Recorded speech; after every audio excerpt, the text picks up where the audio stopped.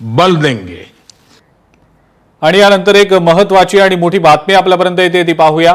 धनंजय मुंडे यांच्या कार्यकाळातील कृषी विभागाची ती खरेदी नियमानुसारच होती। उच्च न्यायालयानं या संदर्भातला निर्णय आता दिल्याचं समजतंय। खोटी याचिका दाखल करणाऱ्या याचिकाकर्त्याला 1 लाख रुपयांचा दंड देखील सुनावला गेलेला आहे। मुंबई हायकोर्टाकडनं कृषी साहित्य खरेदीबाबत राज्य शासनाच्या निर्णयाला दुजोरा दिला गेला असून दोन्ही याचिका फेटाळून लावण्यात आलेल्या आहेत। माजी कृषी मंत्री धनंजय मुंडेंनी राबवलेली खरेदी प्रक्रिया योग्यच असल्याचं मुंबई हायकोर्टानं शिक्कामोर्तब केलेलं आहे। तत्कालीन कृषी मंत्री धनंजय मुंडेंच्या कार्यकाळात राज्य शासन कृषी विभागानं शेतीपूरक साहित्य खरेदीसाठी राबवलेल्या विशेष कृती आराखड्याअंतर्गत कृषी साहित्याच्या थेट खरेदी आणि वितरणाच्या निर्णयाला मुंबई हायकोर्टानं वैध ठरवलेलं आहे।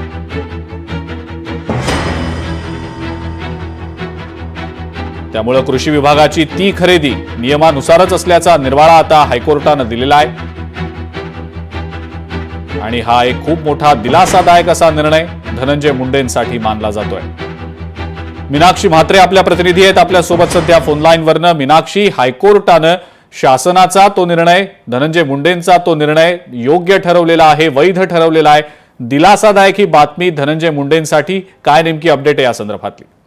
निश्चितच आपण पाहतोय की तत्कालीन कृषी मंत्री धनंजय मुंडे यांच्या कार्यकाळामध्ये ज्या पद्धतीत राज्य शासनाच्या कृषी विभागाने शेतीपूरक साहित्य खरेदीसाठी विशेष कृती या संदर्भातली जो आराखडा अंतर्गत मध्ये आपण पाहतोय की थेट जी खरेदी आणि वितरणाच्या निर्णयात मुंबई उच्च न्यायालयाने आता थेट आपण पाहतोय की ज्या याचिका 2 करण्यात आल्या होत्या त्या फेटाळून लावलेल्या आहेत। त्यामुळे कुठेतरी आपण पाहतोय की धनंजय मुंडेंना आपण पाहतोय की याचा मोठा चांगलाच दिलासा जो आहे तो मिळालेला आहे।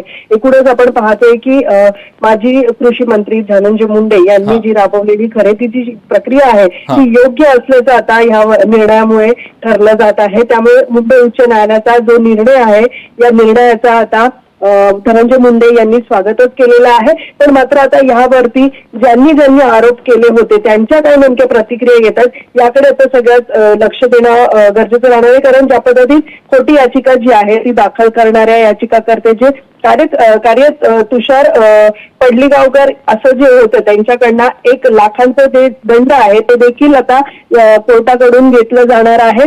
मात्र एकूणच ज्या पद्धतीत 2 याचिका ज्या आहेत ते या संदर्भामध्ये दाखल करण्यात आल्या होत्या आणि आता हायकोर्टाच्या वतीनं तुषार पडळगीकर यांच्यावरती आता 1 लाखाचा दंड जे आहे ते उच्च न्यायालयाने ठोठावलेला आहे आणि त्यामुळेच आता आपण पाहतोय की उच्च न्यायालयाचा हा निर्णय धनंजय मुंडेंसाठी स्वागतदायकच असलेला आपल्याला पाहायला मिळतो। ठीक आहे मीनाक्षी, धन्यवाद सविस्तर माहिती दिली त्याबद्दल।